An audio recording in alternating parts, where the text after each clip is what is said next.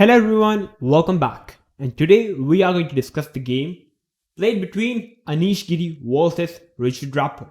And it's the final round, the 13th round of the Tata Steel Chess Masters 2023. After the completion of 12 rounds, Nodirbek Abdusattorov is on the first position, scored 8 points out of 12. On the second place, we have Anish Giri with 7.5 points. And in the third position, we have joined two players, Magnus Carlsen and Wesley. So first we are going to discuss the game between Anish, and then we are going to check out the game between Nodirbek. We are going to check out the Nodirbek game in the next video, because while I'm preparing the video, the game is going on. So it's going to be very interesting. So basically, the best chance for Anish Giri is to win the game, so that if Nodirbek draws the game, it would be a tie break, and if Nodirbek loses the game, then he will become the Tata Steel Masters 2023 champion. And definitely, if Nodirbek wins the game against Jordan Van Forest, then definitely there is no point of winning. But definitely, Anish's best choice would be to win the game. So the opponent is Richter-Rauzer. The game is going to be very interesting. So let's check it out. So Anish Giri with the white pieces starts out the game with 1 e4, and Richter-Rauzer, the creative mind, replied with c5. Knight f3, d6, d4, takes take. We have the Sicilian on the board. Knight to f6, knight to c3, knight to c6, and here we have bishop to g5. And here we have g6. We have the Sicilian dragon variation, and after g6, white decides to capture the knight on f6. A very logical approach, I would say, because after ef6, the d pawn is already very isolated. So basically, what is the idea in this position for black is, first of all, the d6 is a permanent weakness because it's an isolated pawn. But in the exchange, black is having a very strong, I would say, very strong king side. He can play bishop d7 short castle, and the king is extremely safe. And once the black is able to trade off the d pawn with the e pawn, then I would say it's extremely fine for black.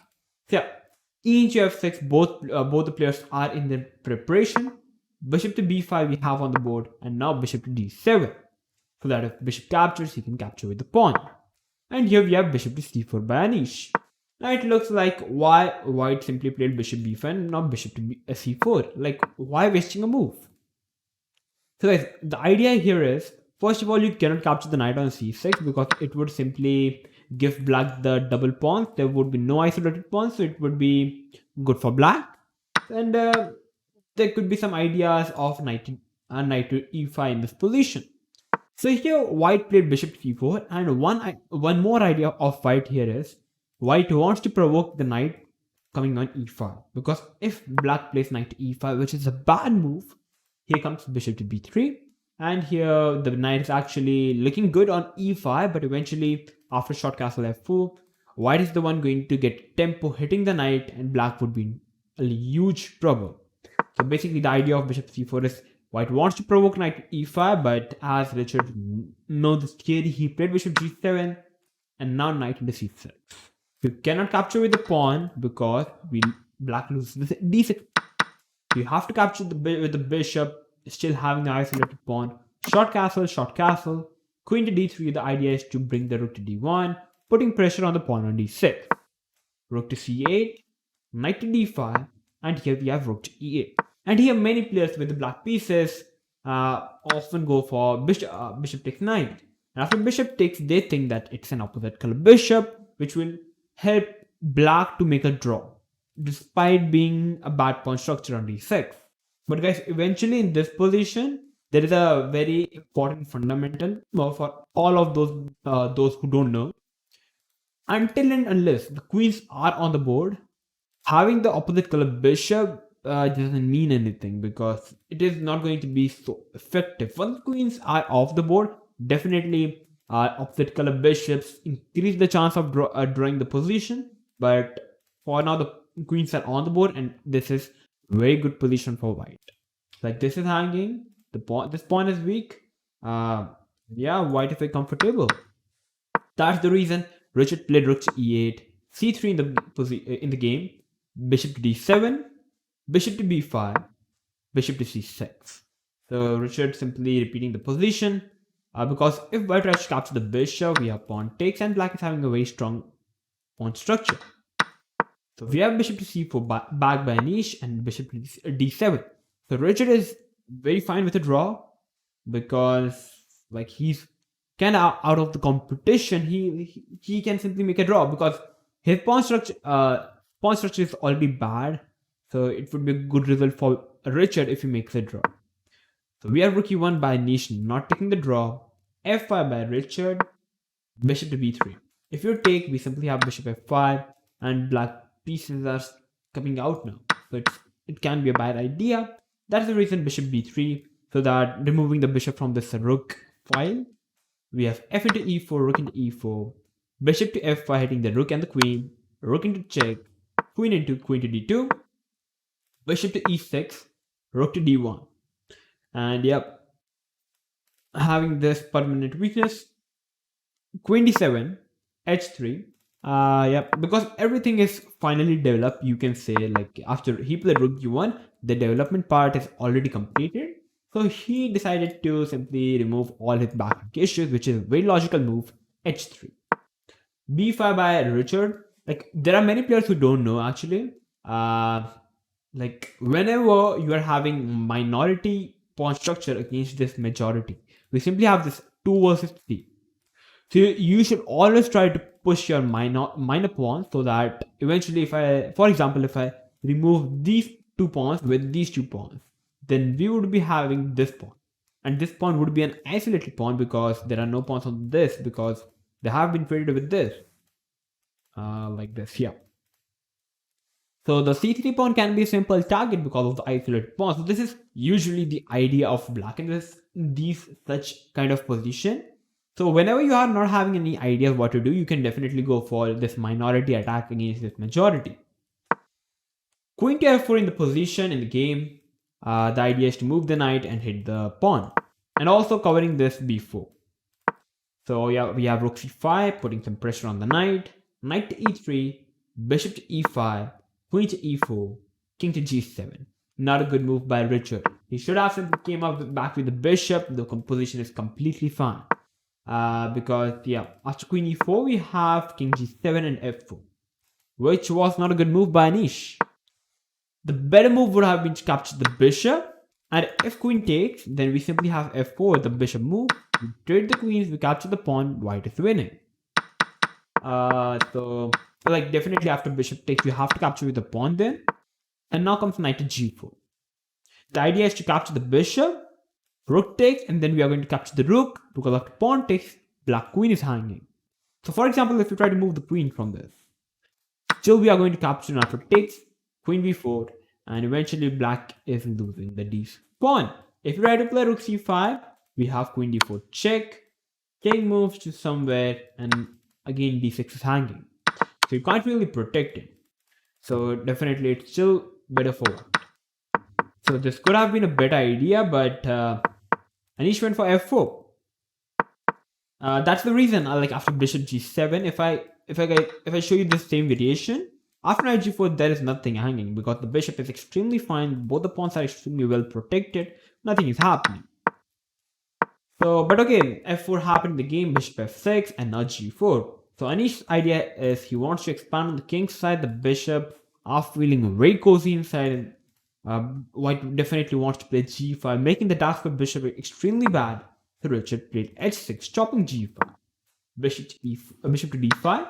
We have the bishop trade, rook to c4, hitting the queen, queen move, queen is safe, f5, takes, and here you have knight to f4.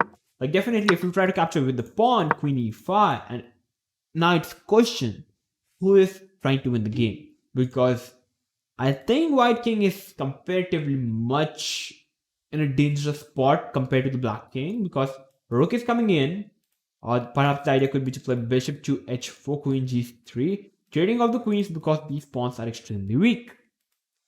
So yeah, that's the reason knight to f4, first hitting the queen, queen move, knight check. And after knight check, here a fine move would have been to play king g8, and the game would have continued with rook f1, bishop d8, queen f5, rook f5, and b4, takes, b3, This position is drawish. But okay, definitely in practical terms, the pawns of black sides are extremely weak. All the pawns are isolated, but both the players are top grandmasters. They are going to find the best solution, and the game is going to be a draw.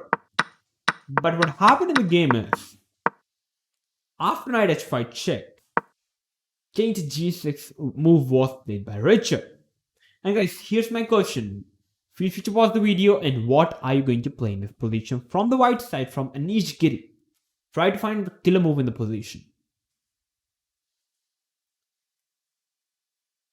Okay, all of those who have came up with this fantastic brilliant move, rook in d6, chopping off the pawn on d6, and the simple theme of the game is deflection, where you simply want to move the queen from defending this pawn on f5, because after rook in d6, if you try to really capture the rook, it's a one move mate. So it was simply a jackpot for Anish now, because now rook and bishop is also hanging and it's kind of unstoppable.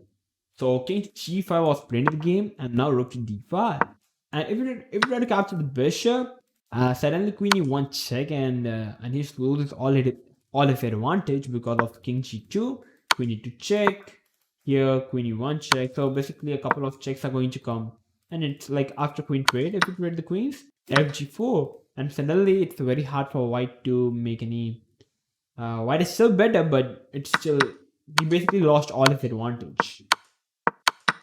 But he found a good move, rook to d5, hitting the queen and the pawn. Queen check, king g2, bishop to e7, rook into pawn. Like there are many moves to win this position now. Like if queen into f5 check, king h4.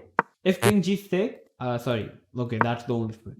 So yeah, over here now queen f3 is also winning. So yeah, but Anish chose the cleanest, rook into f5 check. King to h4 was played in the game. If king g6, we simply have rook f6 check. If you take, and eventually it's a mate. And if you try to move over here, it's again a mate. Okay, not a mate, but okay. We have knight g3, and yeah, followed by this. So after rook f5 check, king h4 was played in the game, and now queen g3 checked by Anish. And on the move number 39, Rapport decides to present the game. The idea is clearly very simple. It's a forced queen trade, and after knight into g3, white is threatening the mate in 1. The only way to stop it is to play rook to c5, asking for a rook forced rook trade. But now white is very clever. He's going to push the b pawn, hitting the rook and forcing white to trade off the rooks. And now knight into f5 check. Black is going to lose a piece, and eventually the game. So that's the reason after queen g3, on the move number 39, Rapport decides to resign the game. And a great, brilliant victory by Anish. Very clever. He found this move, rook in d6 check. And yeah, that's the move of the game. So Anish did what he can, what he could. And now if Nodirbek wants to win the game, wants to win the tournament, he have to win the game against Jan Christoph, Jordan Van Forest. But if you drew the game, then it would be a tie break, and if you lose the game, Anish Giri would be the Tata Steel Masters 2023 champion. So yeah, so guys, this was the game. I hope that you guys have liked this game. So if you did, then make sure to like the video, subscribe to the channel if you are new to our channel. I'm going to come up with the very interesting video, because another big game is still pending. We are going to make the video of it, because it's going to be very interesting to analyze that game also. So I'm going to see you soon. Till then, stay tuned and keep watching One Shot Chess.